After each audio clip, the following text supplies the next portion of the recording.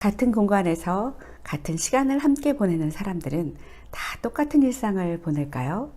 같은 조건인 것 같지만 관심과 목적이 다를 때 전혀 다른 삶의 내용을 살아가죠. 자기 일만 하는 사람, 남들 일만 쳐다보는 사람, 또 자기 욕심만 채우려고 남들을 이용하는 사람 등 모두가 자기의 행복을 추구하며 살아가겠지만 정말 행복한 사람은 어떤 사람일까요? 오늘 하루 자신의 일상을 성실하게 살아가는 이들을 위한 그림책 로지의 산책을 소개합니다. 로지의 산책. 암탉 로즈가 산책을 나갔어요. 마당을 가로질러서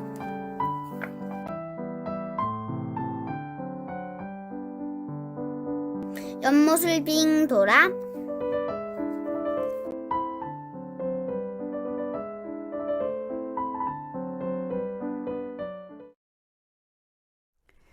여러분은 로지의 산책을 읽으며 누구와 함께 이야기를 따라갔나요?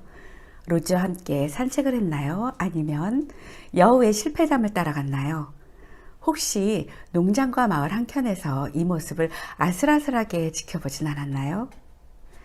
글에 담긴 이야기는 정말 단순한 내용입니다. 제가 다시 한번 읽어줄게요. 암탉 로지가 산책을 나갔어요. 타박타박 마당을 가로지르고 연못을 삥 돌아서 마른 풀더미를 푸드득 넘고 풍차 방앗간을 쓱 지나더니 울타리를 쏙 빠져나와 벌통 밑으로 성큼성큼 로지는 저녁밥을 먹을 시간에 꼭 맞춰 돌아왔답니다. 그림 없이 글만 읽는다면 로지가 닭장을 나와 마을을 산책하고 돌아가는 단조로운 이야기죠. 그런데 그림을 보게 되면 정말 엄청난 사건과 상황들이 아슬아슬하게 그리고 드라마틱하게 펼쳐집니다. 그림책 마지막 장면에 많은 위험한 상황들을 지나 닭장으로 돌아온 로지를 보며 안도하게 됩니다. 그림은 이 절묘한 긴장의 상황들을 생동감 넘치게 담아내고 있습니다. 글에서는 전혀 느낄 수 없는 계속되는 위험이 주는 불안감과 잡힐 듯 잡히지 않는 긴장감과 농장의 분주함을 그림이 잘 표현해주고 있습니다. 그래서 우리는 마지막 장면에 이르면 휴 하는 한숨과 함께 분주함과 긴장감을 벗어나는 안심을 합니다. 그림책이 글과 그림이 조화롭게 이야기를 전달한다는 점에서 로지의 산책은 뛰어난 그림책입니다. 그 속에 기승전결의 이야기가 문제의 발단, 긴장과 고조, 그리고 해결이라는 완벽한 구조를 담고 있는 탁월한 그림책입니다. 자기 삶에 충실한 암탉과 그를 잡는 일에 매번 실패하는 여우의 이야기는 7세 이하의 어린 자녀에게도 흥미를 잃지 않고 따라갈 수 있는 재미있는 그림책입니다. 그런데 생각의 문을 두드리는 질문이 자꾸 떠오르는 책이라는 점에서 오히려 초등학교 자녀들의 생각과 상상을 자극하고 대화할 수 있는 책이기도 합니다. 로지는 정말 이 위험을 모르고 천연덕스럽게 산책을 하고 돌아왔을까? 여우는 왜 닭잡기에 매번 실패만 거듭할까? 이들을 쳐다만 보고 있는 주위의 동물들은 벌어질 일을 알고 있었을까? 알고 있었다면 무엇을 알았고 몰랐다면 왜 저렇게 보고만 있을까? 이렇게 꼬리에 꼬리를 무는 질문이 마구 떠오릅니다. 질문은 대답하기 전에 생각하게 하는 기능이 있습니다.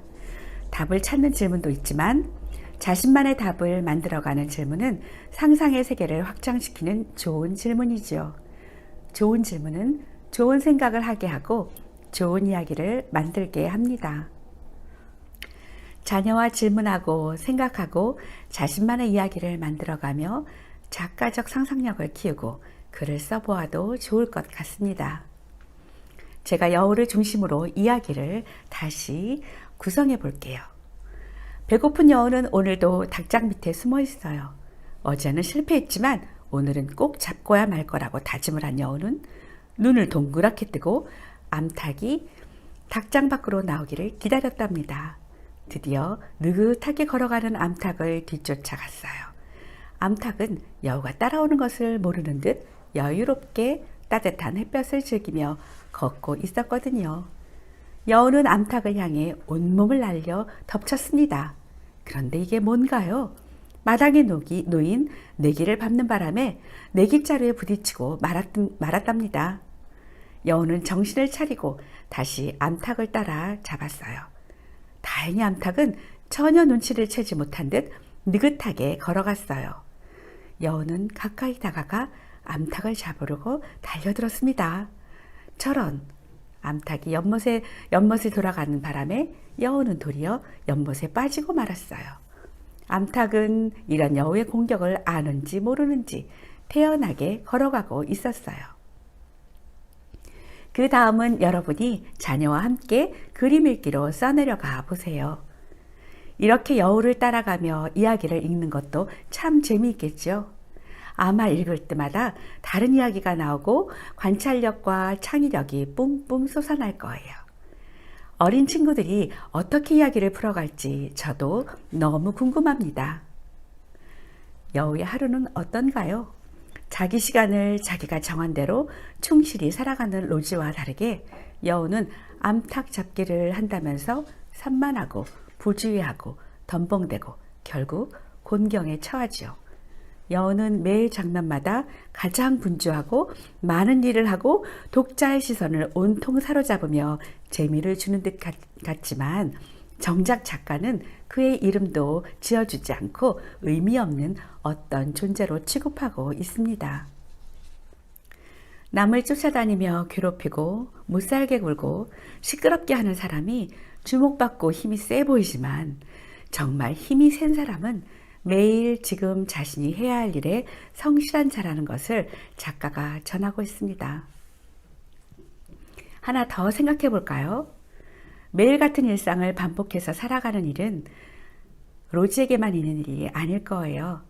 아빠 엄마의 직장 생활, 매일의 집안일, 그리고 우리 자녀의 학업은 매일 반복되어 배우고 성장하며 삶을 채워가는 일입니다. 그 일상을 가로막고 방해하는 일들이 많지만 흔들리지 않고 자신의 일을 묵묵히 담담히 성실히 해나가는 일은 참 중요합니다. 자녀들은 또래 친구들과의 관계로 매일이 힘들고 맘상하는 일투성이입니다. 친구가 없어 힘들고 친구가 따돌려 아프고 친구가 가까이 다가오면 귀찮고 멀어지면 불안해하죠. 그럴 때는 내면이 더 단단한 아이가 되었으면 좋겠다. 자신을 더 사랑하는 아이로 자랐으면 좋겠다는 생각을 합니다. 주위의 소음으로부터 일정한 거리두기, 휘말리지 않기, 자신의 길에 집중하기, 목적한 곳에 자기 시간을 따라 전진하기를 보여준 로지처럼 단조롭고 심심한 일상이 아닌 내면이 단단하고 자신의 미션을 알고 움직일 줄 아는 아이로 자랐으면 좋겠다는 생각을 합니다. 마지막 장에 지금 여기의 삶에 충실한 로지와 친구들에게를 읽으며 단조롭고 심심한 것 같은 로지의 하루를 보내는 우리 자녀들이 삶을 채우는 한 걸음의 의미를 볼 수 있기를 바랍니다.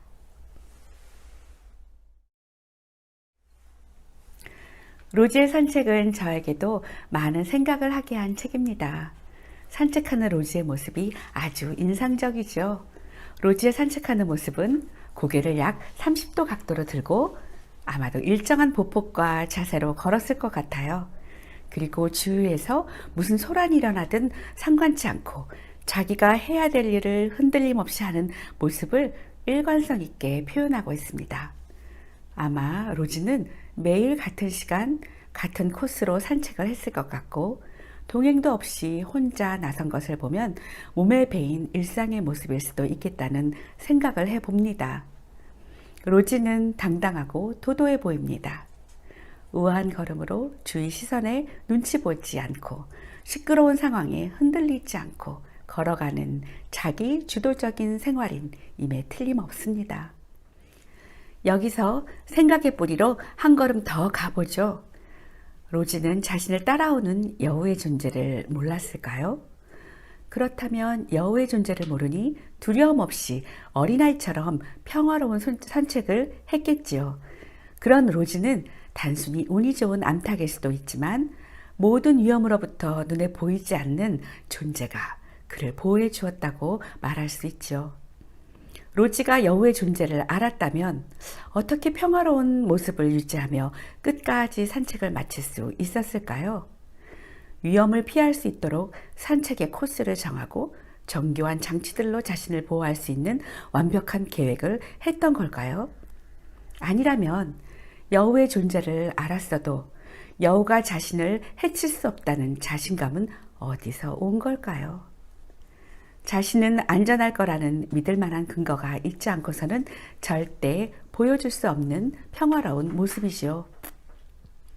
로지는 여우의 존재를 알았어도 여우의 존재를 몰랐어도 눈에 보이지 않는 보호 속에 뒤도 돌아보지 않고 자기 할 일에 집중합니다. 로지의 당당하고 평화로운 모습 속에서 오늘을 사는 우리의 모습을 봅니다. 현대사회는 내일에 대한 불안과 언제 닥칠지 모르는 위험을 가상하며 살아갑니다.